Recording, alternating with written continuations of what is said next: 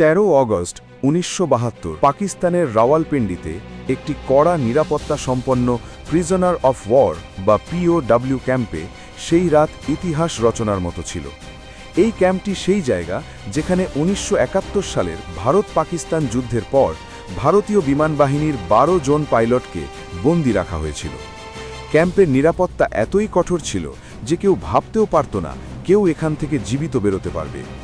চারপাশে উঁচু উঁচু প্রাচীরের উপরে কাঁটা তার, সব জায়গায় অস্ত্রধারী পাকিস্তানি সৈনিক। কিন্তু এই প্রায় অসম্ভব জায়গায় 3 জন ভারতীয় পাইলট উপস্থিত ছিলেন, যাদের উদ্দেশ্য কোনো প্রাচীর, কোনো তার বা কোনো বন্দুক দেখে ভয় পেতে নয়। তারা এমনভাবে এই জেল থেকে পালিয়েছিলেন যা দেখে পাকিস্তানিরা হতবাক হয়ে গিয়েছিল। এই কাহিনী শুরু হয় 3 ডিসেম্বর 1971 থেকে, যখন ভারত এবং পাকিস্তানের মধ্যে তীব্র যুদ্ধ চলছিল। স্থলভাবে ভারতীয় সেনারা প্রতিটি ফ্রন্টে পাকিস্তানকে পশ্চাৎ চাপাচ্ছিল, কিন্তু আকাশে পরিস্থিতি এত সহজ ছিল না।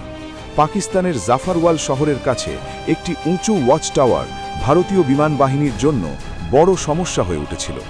ওখান থেকে পাকিস্তানি সেনারা ভারতীয় চলাচলের ওপর নজর রাখত এবং বহুবার ভারতীয় বিমানের ওপর নিখুঁত শুটিং করত। এই ওয়াচ টাওয়ার ধ্বংস করার দায়িত্ব দেওয়া হয়েছিল ভারতীয় বিমান বাহিনীর সাহসী পাইলট দিলীপ পারুলকারকে।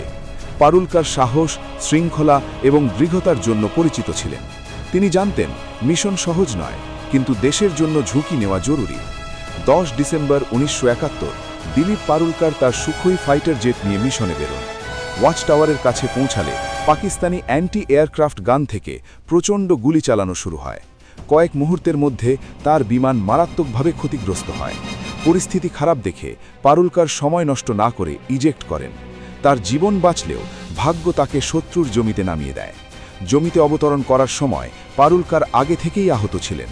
ব্যথার সঙ্গে লড়াই করে নিজেকে সামলাচ্ছিলেন, তখন আশেপাশে পাকিস্তানি সাধারণ মানুষ ভিড় জমাতে শুরু করে। ভিড় শত্রু শত্রু চিৎকার করতে থাকে। মুহূর্তের মধ্যেই তাকে পেটানো শুরু হয়। সমস্ত জিনিসপত্র ছিনিয়ে নেওয়া হয়। আহত, ক্লান্ত এবং আঘাতপ্রাপ্ত পারুলকার তখন সেখানে মূর্ত হয়ে যান। যদি কিছুটা দেরি হতো, হয়তো ভিড় তাকে মেরে ফেলত। কিন্তু তখন পাকিস্তানি সৈনিক এসে পৌঁছায়। সৈনিকরা ভিড় সরায় এবং বলেন, এই জীবিত ব্যক্তি আমাদের আরও কাজে লাগবে। এভাবেই পারুলকারকে মৃত্যুর মুখ থেকে উদ্ধার করে হেফাজতে নেওয়া হয়। পরবর্তীতে পারুলকার নিজেকে একটি অন্ধকার, সংকীর্ণ এবং সিলনময় কক্ষে বন্দী পান। সামনে একজন পাকিস্তানি অফিসার দাঁড়িয়েছিলেন। তিনি কাগজ ও পেন্সিল বাড়িয়ে বললেন, আদমপুর এয়ারবেসের মানচিত্র তৈরি করো। আদমপুর এয়ারবেস ভারতীয় বিমান বাহিনীর একটি গুরুত্বপূর্ণ কেন্দ্র। পারুলকার তাৎক্ষণিকভাবে অস্বীকার করেন। এরপর শুরু হয় অত্যাচারের সিরিজ। শেষ পর্যন্ত কঠোর চাপের মধ্যে পারুলকার মানচিত্র তৈরি করেন। পাকিস্তানি অফিসার খুব খুশি হন। কিছু সময় পরে তিনি রাগে ফিরে আসেন। আসলে পারুলকর আদমপুর নয়, মুম্বাই বিমানবন্দরের মানচিত্র তৈরি করেছেন। রাগে কর্মকর্তা তাকে শাস্তি দেন। পুরো রাত একটি কোণে দাঁড়িয়ে থাকতে হবে। একজন গার্ডকে বলা হয়, পারুলকর যদি বসেন সঙ্গে সঙ্গে গুলি করা হয়। পারুলকর সারা রাত দাঁড়িয়ে থাকেন। শরীর ক্লান্ত হলেও গার্ডের করুণায় সকালে বসতে দেওয়া হয়। পরবর্তীতে পারুলকর বহু রাত অন্ধকার কোঠায় কাটান। প্রায়শই অত্যাচার করা হয়, কিন্তু তিনি এক কথাও বলেননি। শেষে পাকিস্তানি কর্মকর্তারাও ক্লান্ত হয়ে তাকে অন্যান্য ভারতীয় বন্দীদের সঙ্গে একই ক্যাম্পে স্থানান্তর করে। রাওয়ালপিন্ডির পিওডব্লিউ ক্যাম্পে এইভাবেই ভারতীয় বিমান বাহিনীর 12 জন পাইলট বন্দী ছিলেন। পারুলকর জানতে পারেন অন্যান্য সহকর্মীদেরও একইভাবে অত্যাচার করা হয়েছিল, কিন্তু কেউ হাল ছাড়েন। ক্যাম্পের ইনচার্জ ছিলেন উসমান হামিদ। তিনি ভারতীয় পাইলটদের সঙ্গে সম্মানের সঙ্গে আচরণ করতেন। উসমান হামিদ তাকে একটি কেসেট প্লেয়ার এবং একটি অ্যাটলাস দেন। হয়তো তিনি আন্দাজও করেননি যে ছোট এই সাহায্যটি পরে এত বড় কাহিনী তৈরি করবে। 25 ডিসেম্বর 1971 ক্যাম্পে খবর পৌঁছায়, ঢাকায় পাকিস্তান আত্মসমর্পণ করেছে, ভারত যুদ্ধ জিতেছে। 93,000 পাকিস্তানি সৈনিক ভারতের হেফাজতে। ক্যাম্পে আনন্দের ঢেউ বইতে শুরু করে। সকলেই মনে করেছিল শীঘ্রই তারা বাড়ি ফিরবে, কিন্তু পারুলকরের মনে অন্য কিছু ভাবনা। তিনি জানতেন বন্দির আদান প্রদানের সময় লাগতে পারে, তাই নিজেরাই পথ বের করার পরিকল্পনা করেন। প্রথমে রাতের বেলায় টয়লেট যাওয়ার সময় সৈনিকের বন্দুক নিয়ে ঢাল বানানোর পরিকল্পনা করলেও ঝুঁকি বেশি হওয়ায় বাতিল করেন। কয়েক মাস কেটে যায়, ভারত সরকার কোনো সাড়া দেয় না, হতাশা বাড়ে। এরপর পারুলকর আবার সহযোগীদের সঙ্গে আলোচনা করেন।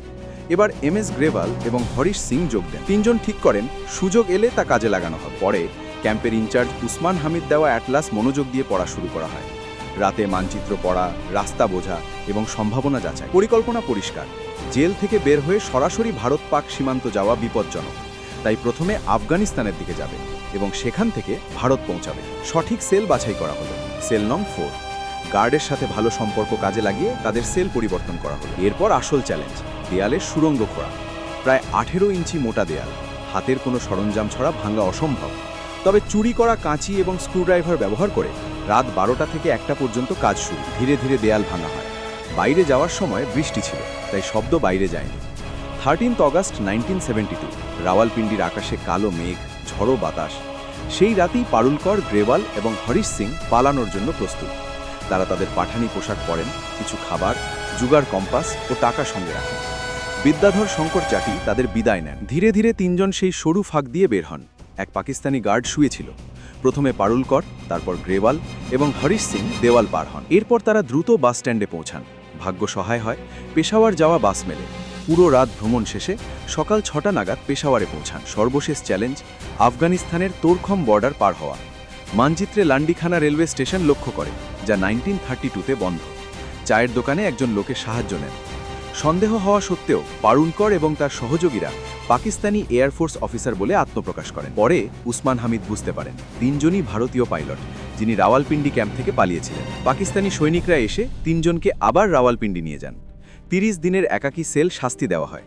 তারপর সকল ভারতীয় পাইলটদের রাওয়ালপিন্ডি থেকে ফাসলা জেলের দিকে স্থানান্তর করা হয়। ডিসেম্বর 1972-তে পাকিস্তানের প্রেসিডেন্ট জুলফিকার আলী ভুট্টো ঘোষণা করেন, সকল ভারতীয় যুদ্ধবন্দী মুক্ত হবেন। তারা ওয়াঘা সীমান্ত দিয়ে দেশে ফিরে আসেন। হাজার হাজার মানুষ তিরঙ্গা নিয়ে উপস্থিত, চোখে জল, মুখে গর্ব। এই কাহিনী শুধু জেল থেকে পালানোর নয়, এটি সাহসের, জেদের এবং আজাদ থাকার গল্প। রাওয়ালপিন্ডির দেয়াল হয়তো এখনও মনে রাখে যে তিনজন ভারতীয় পাইলট কিভাবে তাদের ফাঁকি দিয়ে বের হয়েছিল। বন্ধুরা, যদি ভিডিওটি পছন্দ হয় লাইক দিন এবং চ্যানেল সাবস্ক্রাইব করুন। আমরা প্রতি সপ্তাহে এমন ভিডিও নিয়ে আসব। ততক্ষণ পর্যন্ত জয় হিন্দ।